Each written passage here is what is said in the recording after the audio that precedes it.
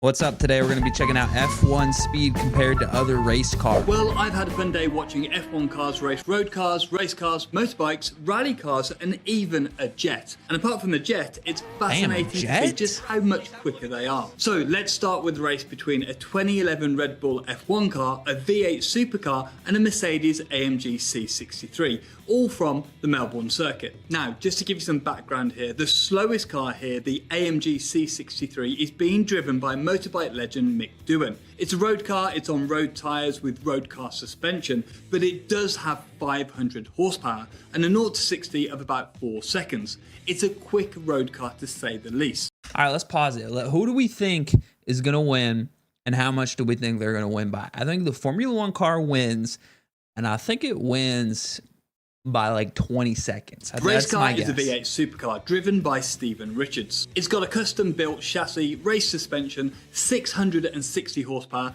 and it's on slicks. However, it weighs 1,400 kilograms, which is pretty heavy for a race car. Then we have the Red Bull F1 car driven by David Coulthard. It's an RB7 from 2011, meaning it's a championship winning car with Sebastian Vettel, winning 11 races that season. It's got a V8, unfair, about 750 horsepower, of course it's on slicks, and it's got loads of downforce. It's also extremely light, weighing in at only 640 kilograms with the driver. That's 150 kilograms lighter than today's cars. Oh, and another thing, I'm more of a V10 kind of guy, but I do have to say this V8 also sounds pretty good. Just give yourself a second to listen.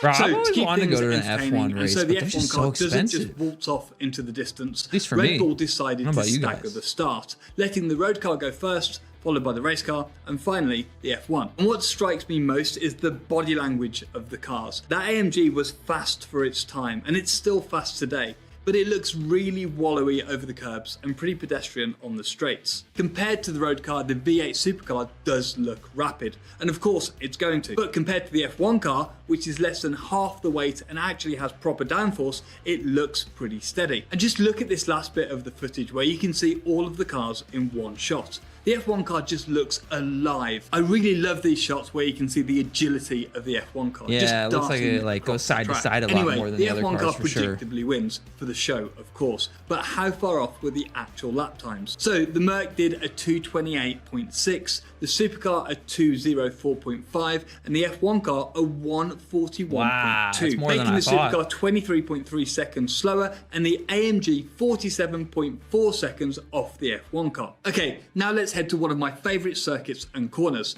Spa and Eau Rouge. We know the drill, downhill a bit, flat out, back uphill, all very fast and all very cool. But actually nowadays Formula One cars have got enough grip to go through there even faster, as they're limited by power rather than grip. But it's not always been like that. Back in the 90s, Eau Rouge wasn't easily flat out, especially if you're Jacques Villeneuve in a BAR, who rolled 2 years in a row. Would attempt the daunting corner without lifting, and the result was almost a carbon copy of last year's accident.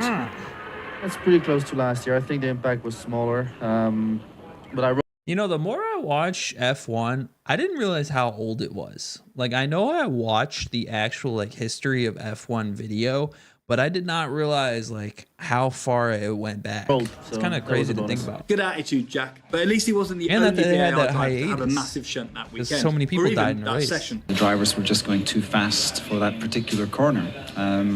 That's what they're paid to do. They're paid to take the risks and push the car to the limit, and sometimes they go over the limit. Anyway, let's compare some F1 cars to track day machinery at Eau Rouge. This video is a bit low res as it's from 12 years ago, but it is really cool. Now, I think the F1 cars are from about 2010, but this ghost of a car in 1080p is all I have to go off. So if you have a better guess, let me know in the comments. As for the comparison cars, we have Radical, GTR, I think, Radical-ish, Caterham with the terrible racing line, some kind of old Porsche, a Focus, something cool, and another Radical. Anyway, apart from the Ford Focus, they're all pretty quick track cars. However, this one isn't just a comparison of cars, it's also a comparison of driving ability, which of course can be variable on track days. no. To me, this comparison is mind-blowing. The static camera really shows the speed of the F1 cars, and I wish Formula One would use more of these angles. Next up, we have Lewis Hamilton in a 2012 Mercedes W03 versus Ken Block in a Ford Focus rally car.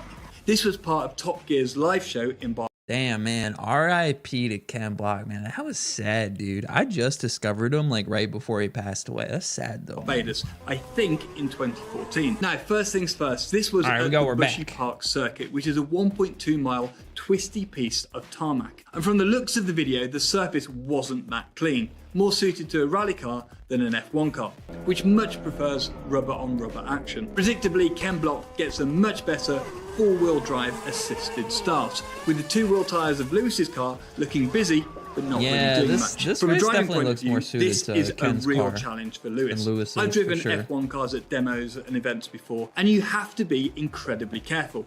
You have very little downforce, the surface is incredibly slippery, and the circuit is often tight. It's so easy to make a mistake doing these demos, as shown here by a 16-year-old Max Verstappen. So you can see in the braking zones that Lewis is being really careful, but then when he gets to the straight, the F1 car races past, before Lewis is again very careful on the brakes. You can see just how slippery it is here. Block runs onto a more rally appropriate surface, and Hamilton is drifting at about 15 miles an hour. Now, this is only a demo and the risk of shunting is pretty high, so I very much doubt this is a proper representation of the speed of each of these cars. It's much more of a show. Lewis even spins on purpose here, providing precedent for Sergio Perez in Monaco. But I genuinely think if Hamilton and Block were to have a proper race, Block would win. The circuit is just too twisty and slippery for an F1 car to be fully utilised. Next, we head to the mid-1990s with a British man who sounds like he's from the mid-1960s. How fast is a Formula One car? Now, this comparison might be with some slightly older F1 machinery, the beautiful McLaren MP49 from 1994. But unlike the other races, we're actually comparing it with a very normal car of the time, a mighty Peugeot 306, and a slightly less normal car of the time, a Porsche 911. In the 306 is Felipe Alio, in the 911 a young Martin Brundle, and in the F1 car, legendary Mika Hakkinen. They're doing the comparison on the old layout of Silverstone, which confusingly seems to have been reduced to only 6 corners, although there's clearly 17. We compare the cars over one lap of the Silverstone Grand Prix circuit, testing their performance over its 5 kilometers and 6 meters. You know, so far in this video, it's gone pretty much, you know, as we expected it. The Formula One car, you know, so much faster. But like corners. And the format of 40 letting the slowest car go first average, might have been invented here, as the 306 lives 80 seconds before the F1 car. Meanwhile, at least in the edit, Hakkinen is looking pretty relaxed on the grid. Being driven to the limit. Yeah, and like race time, that's a lot. But in real life, 40 seconds. Grid. Then Brundle leaves in the Porsche 20 seconds later and a full minute before the McLaren. What's funny here is that the 306 must feel completely lost on a big circuit like Silverstone, which of course is a really quick track. Even though the F1 cars of 1994 aren't that close to the pace of today's F1 cars, neither is the 306 close to the pace of today's hot hatches. By the way, these 90s graphics in this video and the advertising just get better and better. As you can see, the rapid and weirdly familiar looking red and white square is catching the others. But by the end of the lap, the McLaren wins by a good few seconds. Jeez, now the video doesn't lap? actually say what the lap times were, but the fastest lap from the 94 British Grand Prix was Damon Hill with a 1 minute 27. So let's guess and say that the standing start cost about 3 seconds. So that's a 1 minute 30 for the F1 car, meaning the Porsche lap time was a 2 minute 30 and the 306 a 2 minute 50. Okay, all right, that makes a little more sense. 66% slower. Something I am surprised about though, I thought the 911 would be so much faster than this regular car. Because like when they market the 911, they like market it as like a sports car. So I thought it would be like the Peugeot 88% slower. I don't know, like 30 or 40 seconds faster. Enough with 4 wheels. Let's see if a 2-wheel Challenger has a chance against an F1 car. On the bike is the very fast, very brave and very lucky Guy Martin. I turn around there and Guy's flying past me, followed by a bike which is on fire. And in the F1 car, Ooh. Red Bull's favourite TV driver, David Coulthard. Now, this race bucks the trend as the BMW Superbike and F1 car start I'm actually at the genuinely same curious time. about this and one. surprisingly, the bike gets a better launch. I actually didn't think that would be the case, but I suppose the weight does make the difference. Or the producers did that so there was some action, because almost straight away, the 2012 F1 car overtakes the bike and disappears into the distance. much like its 2023 brother. And actually, the real challenge is a bit different this time, where David has to complete 4 laps in the time that Guy completes 3. The race is on. David may be ahead, but to take victory, he has to try and complete an extra. You know, I think there's 2 things that come into play with this, because like when you think of a motorcycle, you think it's just smaller, so it's supposed to be faster, but the F1 car probably just has a freaking 10 times bigger engine, and it's not that much heavier because it's probably pretty hollow on the inside. So 3.6-mile lap. I mean, correct me if I'm Pass wrong. Guy again.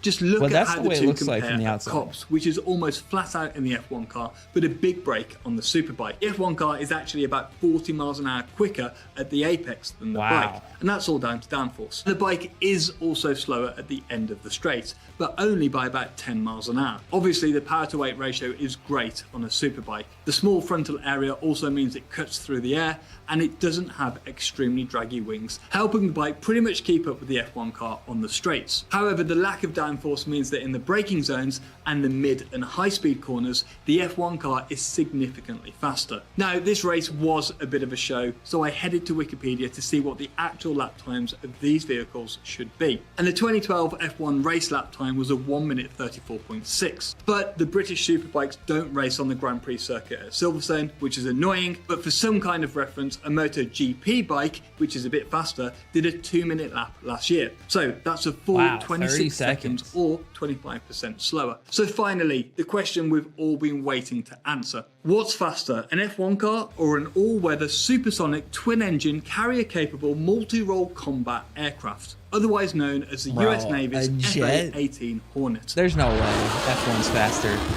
Now, of course, this isn't Bro, jets can literally break the sound barrier. There's no way an F1 proper car race is faster. because planes fly and cars really shouldn't, but it is still very cool. We've got an F1 car and a fighter jet.